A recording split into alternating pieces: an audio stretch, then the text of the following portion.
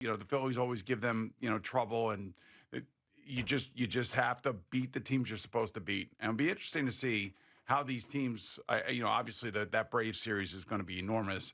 It'd be interesting to see how Milwaukee goes about that end of season series at Milwaukee, given the fact that they're going to make the playoffs. I don't necessarily know how you think about these days off and getting a team out of rhythm and wanting a team to continue to play. And this is maybe why these wild card teams go to the World Series, is because they don't stop playing. Yeah, I mean, I think that there's been enough evidence there that shows you that these breaks don't work out well. It didn't work out well for the Mets a couple years ago. Well, I guess more than a couple years ago now, 2015, when they ended up sweeping the Cubs.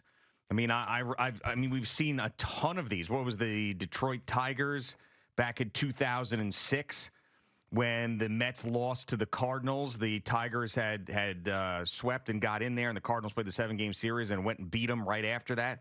So, I mean, there's examples all over the place of teams that have had time off. I think with the way that the Mets have been playing and how their ass has been in the jackpot for 2 months now. Just keep playing. Just keep playing. Right, exactly. So you never know. I mean, and maybe, I don't know about this Lindor thing, and it's amazing that it has to happen now.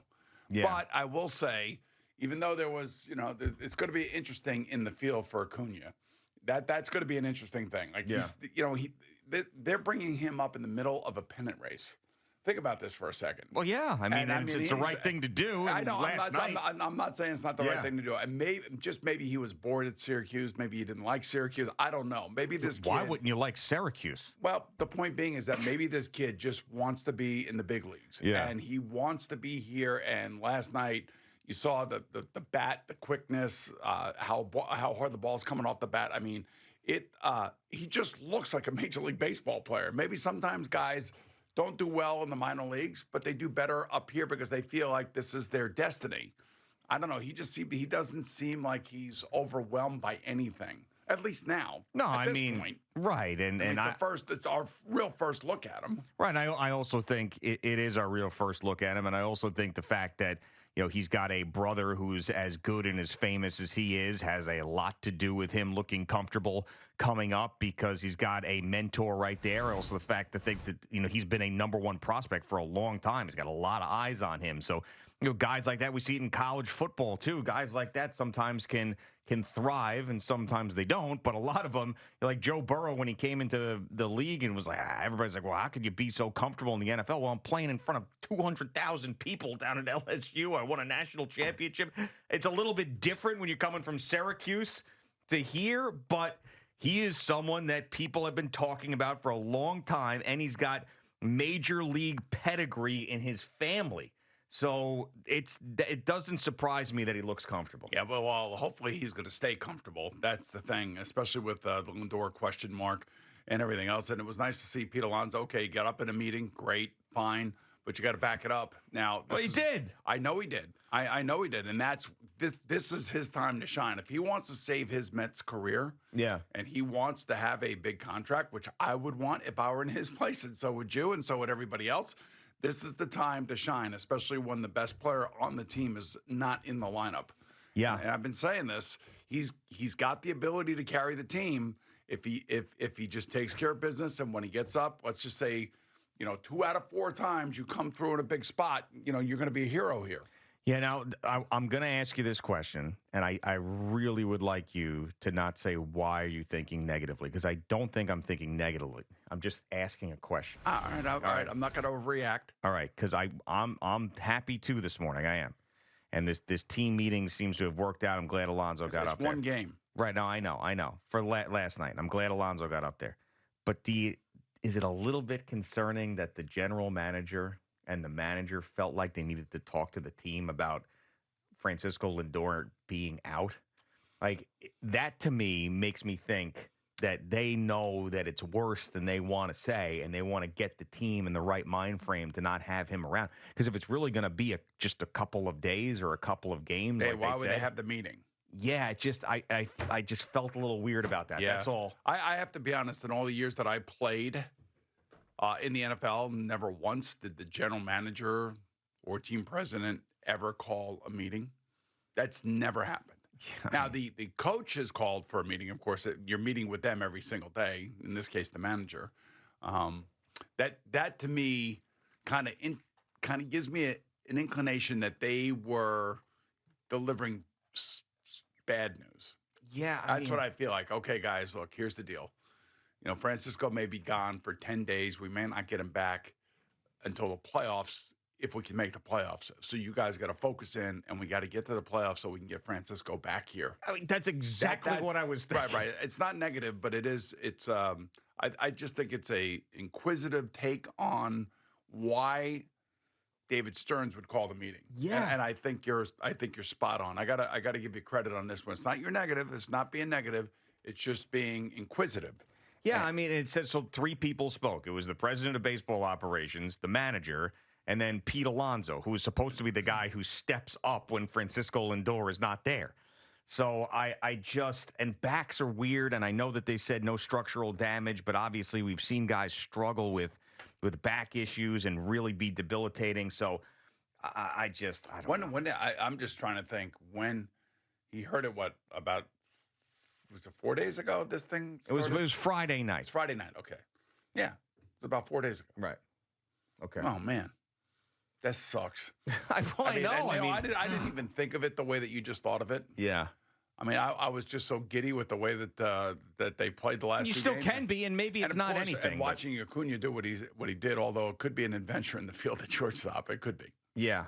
Well, I mean, and then you realize all the other things that Francisco Lindor does for this team, other than just the offensive numbers that everybody wants to point to. They forget that he plays defense too, and his defense is of paramount importance because of the position he plays. Well, he'll probably end up playing second base. Obviously, we know that.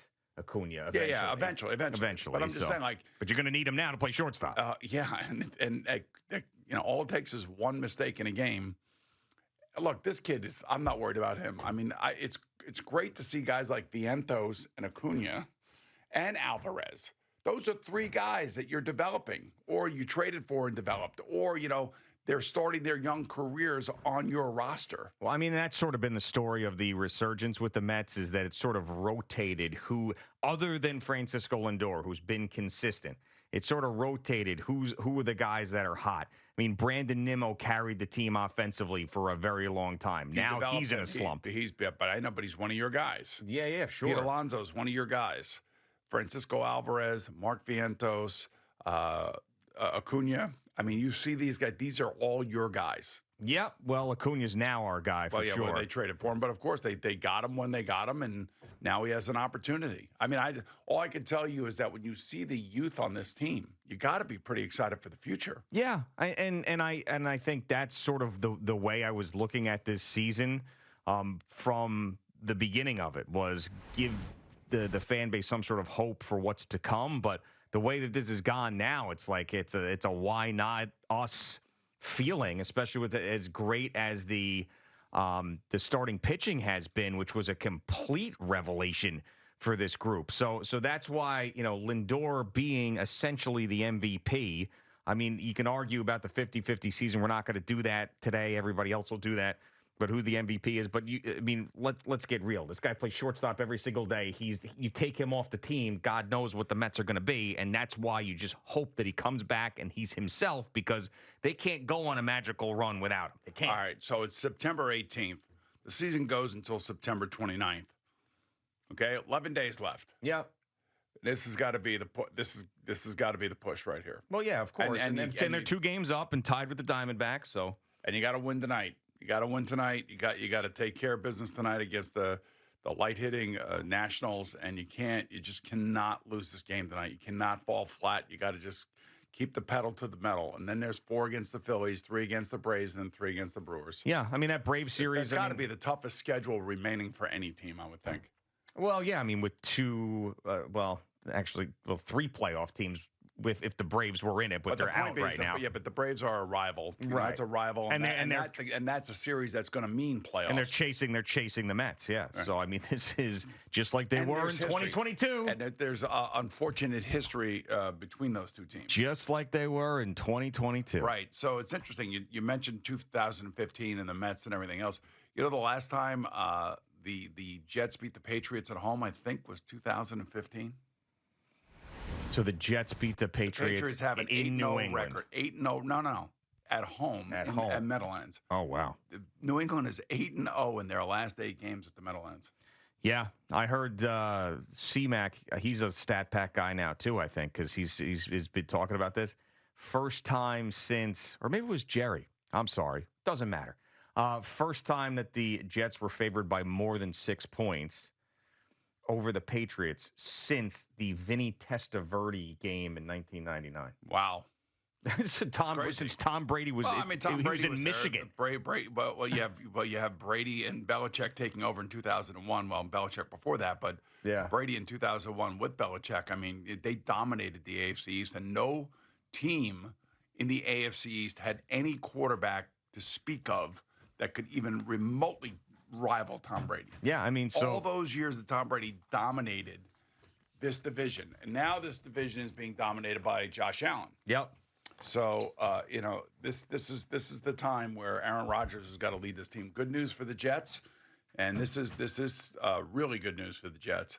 Their passing attack. Aaron Rodgers is getting rid of the ball in 2.4 seconds.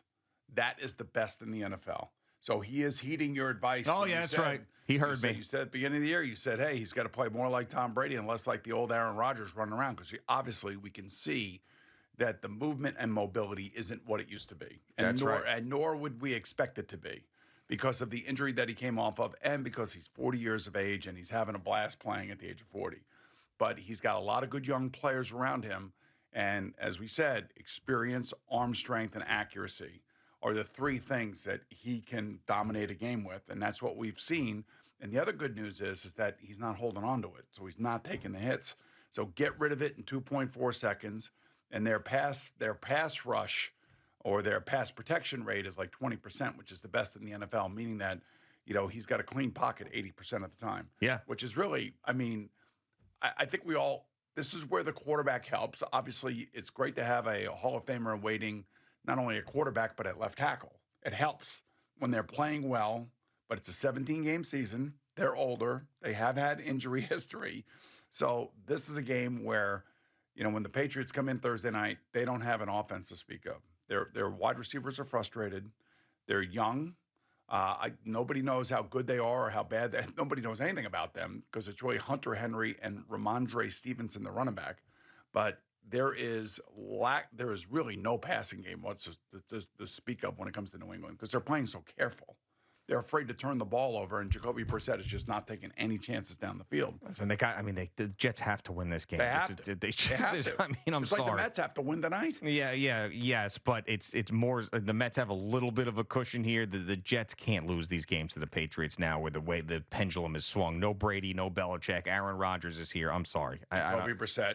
Yeah. That team, an offensive line that's in a state of flux in New England. And I know they won week 1 against the Bengals, and that was a shocker, but they had the lowest over-under win total of any team in the NFL, the New England Patriots, because of the way their roster was and the transition they're going through. It's 2 key turnovers by the Bengals that cost them that game, basically. They didn't get anything really out of their offense, and T. Higgins didn't play, and it was a different team last week against Kansas City. Like, for some reason, the Bengals, I don't know. They just take a while to get going, but when they get going, they're like a steamroller, especially on offense. But I don't know. This is a game Thursday night. If the Jet way to win is exactly what they did in Tennessee: quick strike passing, get rid of the ball, and then run the ball effectively like they have. And that's what they have to do offensively to play exactly the way they did in Tennessee. And they're going to win at least 10 to 11 games.